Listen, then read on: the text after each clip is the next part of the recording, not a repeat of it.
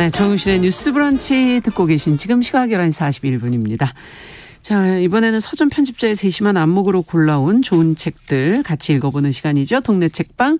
오늘은 헬로 인디북스의 이보람 대표 자리해 주셨어요. 어서 오세요. 네, 안녕하세요. 네, 오늘은 뭘 읽어볼까요? 오늘은 지구별 방랑자라는 여행책을 가지고 나왔습니다. 유채닐쌤이라는 작가님이 미국을 시작해서 남미, 아라비아, 아프리카 등지의 34개의 나라를 여행한 535일간의 배낭 여행기를 담고 있는 책입니다. 예. 저자가 회사에 사직서를 내고 2018년 5월에 떠나서 1년 반 후인 2019년 11월에 귀국을 했고요. 오랜 시간 집필 작업을 통해 올 7월에 나온 따끈한 신간입니다. 네. 이름이 특이하세요. 네. 유채늘 샘. 예, 엄마 아빠 성을 다 따서. 유채가 네. 성이고 네, 늘샘이 이름이군요. 네. 아니 근데 여행책은 너무 많아서 뭐 특별하게 이 책을 골라오신 이유를 좀 설명해 주셔야 될 것 같은데요. 네, 길게 이제 설명을 하겠습니다. 회사에 사직서를 내고 세계 여행을 떠났다라는 문장만 놓고 보면 자유와 낭만이 느껴지는데요. 이 책 속에 나온 여행은 기대와 다르게 최소한의 경비로 1년 반을 여행했기 때문에 여행이라기보다는 고행에 가까운 극복기라고 할 수 있습니다. 노숙을 위해서 일단 소형 텐트와 침낭을 챙겼고요. 그다음 영상을 찍기 위해 카메라, 삼각대, 마이크가 필수여서 이제 다른 짐을 줄여야 돼서 바지 2벌, 셔츠 2벌로 짐을 쌌고요. 야. 조금이라도 무게를 줄이기 위해서 옷에 붙은 상표까지 다 잘라냈다고 해요. 그래서 정말 최소한의 짐만 꾸려서 떠난 여행입니다. 이 책은 친절한 여행 가이드북도 아니고요. 멋진 절경을 담은 여행 사진집도 아닙니다. 심지어 안에 흑백 사진이에요. 그래서 세계 곳곳의 맛집이라던가 관광 명소가 나오지도 않습니다. 네. 대신 가장 저렴하고 낡은 교통수단, 최저가이지만 벼룩이 나오는 숙소 등을 실컷 볼 수 있는 책입니다. 여행 경비가 넉넉하지 않지만 더 많은 나라를 가기 위해 여비를 아끼며 지냈기 때문인데요. 경비를 아끼는 방법으로 비행기보다는 육로를 통해 이동하였고 걷기 좋은 길이 나오며 교통수단 없이 도보로 여행했고 네, 걷다가 지치면 히치하이킹, 그래서 덤프트럭과 오토바이, 나룻배까지 얻어 탈 수 있었습니다. 그 덕분에 관광 명소 대신에 여행자들이 잘 가지 않는 나라와 지역도 둘러볼 수 있었다고 하고요. 종종 호스텔 청소와 베이비시터, 농장 일을 하며 숙식을 지원받기도 하였습니다. 하지만 뭐 단순히 이렇게 몸만 고생한 것이 아니고요. 네네. 강도를 만나서 목숨을 위협받기도 하고 폭력 경찰을 만나서 인권을 무시당하는 위험한 상황까지 처하게 되었는데요. 왜 굳이 그렇게 힘들고 고생스러운 여행을 선택했느냐 물어봤을 때 작가님은 대수롭지 않게 말합니다. 넉넉한 삶이 항상 좋은 삶이 아니듯 가난한 여행이 항상 나쁜 여행은 아니다. 무모하다고 할 만큼의 여행이었지만 한 걸음 한 걸음 세계에서 가장 아름다운 장소들을 걸었고 하루하루 지구에서 살아가는 별별 사람들의 미소와 슬픔을 마주했다라고 작가님이 말합니다. 야, 이 문장 참 좋은데 특히 지구에서 살아가는 별별 사람들, 이게 지구별인가요? 네, 그러네요. 지금 알았어요. 저도 지금 네. 제목과 이게 뭔가 말이 통하는 것 같아가지고 스타라고 느꼈는데 별별 사람들의 얘기일 수 있겠네요. 그런 수도 있겠군요. 네. 어쨌든 이런 어떤 모험이나 고행에 가까운 그런 어려운 탐험, 이거를 좀 즐기는 분이신가 봐요. 네. 제가 그동안에 이 시간에 독립출판물을 자주 소개해드렸었어요. 예. 그래서 뭐 판형이나 볼륨이 규격화되어 있지 않다거나 구성이 정형화되어 있지 않다거나 그렇죠. 그다음 표지에 제목 없는 책들도 많이 소개해드렸었는데 그런 저는 독립출판물의 다양성에 큰 매력을 느끼고 있는데요. 오늘 가져온 책은 독립출판물은 아니에요. 그래서 이 자체는 독립출판물이 아니지만 제가 독립출판물을 소개하는 동일한 이유로 이 작가님을 소개하고 싶어서 이 책을 선정하게 되었는데요. 네. 이 작가님이야말로 좀 정형화되지 않는 삶을 실천하고 살아가는 사람입니다. 세계여행을 가겠다고 직장에 사표를 낸 게 35살의 일이에요. 예. 그래서 여행에서 돌아와서 보니 37살 나이였는데요. 저는 이제 작가님에게 묻고 싶었어요. 37이면 사회에서 자리를 잡아야 할 나이인데 이제 한국에서 어떤 계획을 갖고 있냐. 보통 30대의 장기 여행이라고 하면 이직하는 사이 그냥 리프레시를 위해서 한 달 정도 갔다 오는 정도의 여행이지. 보통 그렇죠. 네, 1년 반이나 여행을 하고 모아놓은 돈도 여행 경비로 다 쓰고 저는 그런 경우를 처음 봤고 냉정하게 현실적으로 보면 그냥 작가님은 이제 나이 많은 백수인데 너무 냉정하게 보자면 그래서 그의 밥벌이가 앞으로 어떻게 될지 궁금했고 저도 걱정스러웠습니다. 그 부분은 저도 걱정하고 있었어요. 계속. 네. 예. 근데 이 걱정은 똑같이 저만 하는 게 아니었고 다 하는 거죠. 2020년 여행에서 돌아온 후에 그 작가님이 오마이뉴스에 여행의 마무리 글을 뉴스로 올렸었는데요. 네. 그 뉴스에 150여 개의 댓글이 달렸었어요. 근데 제가 쭉 보니까 보니까 그중에 저처럼 오지랖을 부린 댓글들이 좀 있었는데요. 읽어보면 한참 일할 나이에 경제활동을 하지 않으니 노후가 걱정된다. 경력자가 아니고서야 40줄 앞에 있는 당신을 채용할 회사는 드물어 보인다. 다들 아등바등 사는데 본인 욕심에 선택한 여행이고 인연의 공백은 스스로 채워야 할 것이다. 너무 냉정하다. 관심도 없는 나라 5기로 찍고 오는 게 무슨 의미가 있나. 그 시간에 자기 개발을 해라. 회사를 다니고 가정을 지킨 평범한 사람 욕보이는 이런 사람 증오한다. 증오글도 있었고 세계 일주하고 놀 때 남들은 현실에 충실해서 묵묵히 일하며 살았다. 일반 직장인이 저렇게 몇 년치 모은 돈 날리면 손가락질 당한다. 등등 걱정을 넘어 무례한 악플들도 많았습니다. 야, 악플이네요, 정말 거의. 네, 150개 중에 뒤로 갈수록 되게 그러니까 멋지다는 사람도 있었는데 악플도 너무 많고. 그래서 제가 이 기사를 보고 2020년 그 당시에 작가님에게 연락을 드렸어요. 그러니까 연락처를 알고 있는 친구였거든요. 그래서 어떻게 여행을 하게 됐고 앞으로 어떻게 살 것인지 제가 인터뷰를 한 적이 있습니다. 그럼 그 내용을 오늘 좀 소개를 해주시겠어요? 네네. 네. 그래서 그때 2020년 여름에 만나서 이야기를 들어봤더니 작가님은 열려있는 가치관을 가지고 살아가는 사람이었고요. 부모님이 시인이세요. 그래서 시인으로 살아가는 부모님과 싱어송라이터 여동생과 욕심 없이 통영에서 살아가는 가족의 첫째 아들이고요. 자발성을 중시하는 대안학교를 졸업했고 영화를 좋아해서 대안학교에서부터 영화 동아리를 만들어서 영화 제작을 시작했고요. 지금까지도 짧고 긴 여행을 다녀온 후에 그걸 영상으로 편집해서 다큐 영화를 만들고 있습니다. 그다음에 그러니까 지금 여행 다녀오면서 찍으셨다는 게 이거군요. 네, 이거 전에도 계속 거군요. 네, 몇 편 있어요. 작가분이 지금 유시은님께서 여자분이신가요? 근데 아닙니다. 남자분이십니다. 네, 늘샘 유채늘샘님은 남자분이십니다. 책 검색하시면 표지에 이렇게 앉아 있는 분이 유채늘샘입니다. 네, 그 다음에 대안학교 졸업하고 대학을 위해서 이제 서울에서 자취를 시작했는데 고시원에서부터 시작했어요. 그래서 편의점 알바하고 근로장학생 활동까지 하면서 쉼없이 일해서 근근히 졸업을 했고요.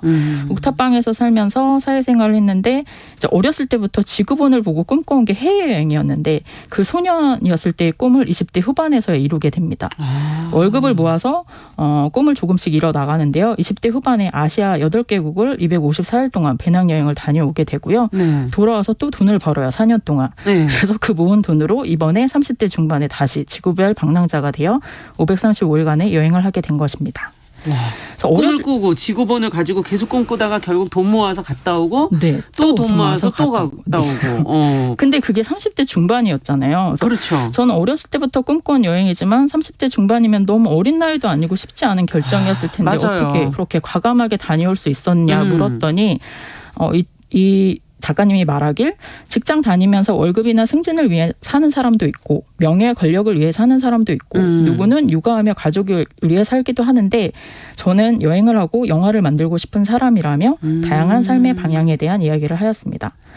그러면 문제는 앞으로 어떻게 살지를 물어보았더니 그렇죠. 궁금하네요. 작가님도 그 부분에 대해서는 의연하진 않아요. 초조하고 좀 방황스럽긴 하지만 의연하게 대처하려고 하고 노력하고 있고 이렇게 답변하였습니다. 지금 나한테 가장 중요한 건 여행 다녀온 걸 기록하고 정리하는 것이다. 앞으로도 이런 창작 활동을 하는 건 여전할 것이며 계속 방황하기보다는 마음을 잘 다독이면서 중심에 잡힌 사람이 되었으면 좋겠고 마음이 끌리는 쪽으로 계속 살되 나이 때문에 건강 때문에 포기하지 않았으면 좋겠고 쓸데없이 우울해하지 않고 사회와 남의 시선에 신경을 많이 쓰지 않고 살고 싶다. 이렇게 답변을 했습니다. 작가님과 대화를 나눈 후에 제가 너무 좁은 시야로 살고 있는 게 아닌가 그렇게 생각하는 계기가 되었고요. 물론 생계일권을 놓고 살 수 없는 건 당연하지만 여기에 너무 아둥바둥 매달릴 필요도 없고 남의 시선을 너무 의식할 필요가 없구나라는 생각을 했어요. 제가 독립출판물을 접하면서 책의 모양이 직사각형뿐만 아니고 뭐 여러 가지 모양이 있고 얇고 작은 것도 있고 포스터처럼 큰 것도 있고 줄이기가 아닌 것도 있는데 그 모든 게 책이라는 걸 깨달은 것처럼 작가님의 삶을 간접적으로 남아 접하면서 사람의 삶도 모양이 다 다르구나. 그렇죠. 30대 후반이라고 모두가 가정을 꾸리고 모두가 뭐 어디서 과장 직책을 맡고 그런 정형화된 모습일 필요가 없는데 내가 또 그 고정관념에 갇혀 있었다는 걸 새삼 다시 깨닫게 되었습니다. 저는 아까 그 대목 직장이라는 것도 월급 승진 위해 다니는 사람, 뭐 권력을 위해 다니는 사람, 육아와 가족을 위해 다니는 사람 여러 종류의 사람이 있다는 다 다른 맞아요. 다른 이유로 다니고 있다는 거를 다시 한번 또 느끼게 되는 여러 가지 생각을 하게 하는데 이 성장 환경부터 좀 남다르신 분 아니에요? 앞서 대안학교 네, 이런 얘기를 그렇고, 해주셔서. 네, 가족 내력인 것 같아요. 여행을 좋아하는 게. 작가님이 여행을 다녀오면 여행을 영상으로 편집을 한다고 네. 말씀드렸잖아요. 근데 그 중에 하나가 2017년도에 만든 통영가족의 시베리아 횡단기예요. 그래서 이 작가님 어머니 환갑을 맞이해서 아버지 치과 치료비로 500만 원을 모은 그 통장을 털어서 네 가족이 20일간 시베리아 횡단 열차를 타고 여행을 다녀온 여행기입니다. 그럼 아버님 이는 어떻게? 그거까지 네. 어떻게 됐나 걱정되는데. 네. 그래서 예. 이렇게 자유로운 가족의 일원으로서 살아온 작가님이니까 뭐 밥벌이를 운운하고 자기개발 운운한 댓글들이 이 작가님한테는 그렇죠. 좀 무의미한 맞아요. 것들이 아니었나 싶고요. 인터뷰 때 짧게 들었던 세계 여행을 이 책을 통해서 좀 자세히 들여다볼 수 있었고요. 세상을 품고 지구 곳곳에서 살아가는 다양한 삶을 가까이에서 접한 작가님이 좀 부러워졌습니다. 네. 저도 이제 쓸데없이 상처받지 않고 일상의 감사함을 늘 생각하며 나한테 이 좁은 시야를 좀 넓게 보는 연습을 하고 싶어졌고요.